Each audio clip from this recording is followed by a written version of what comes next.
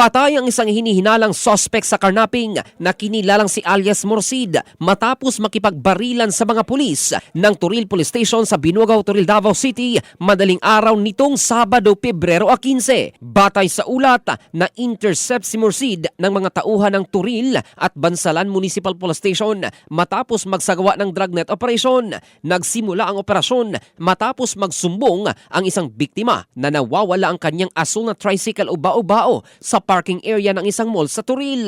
Dahil sa agarang aksyon ng mga pulis, mabilis na natunton ang sospek habang patungo ito sa direksyon ng Cotabato. Ayon kay Police Major Cheryl Bautista, hepe ng Turil PNP, matagal nang minomonitor ng Turil PNP ang grupo ni Morsid kaugnay sa mga naunang kaso ng karnaping sa nasabing lugar.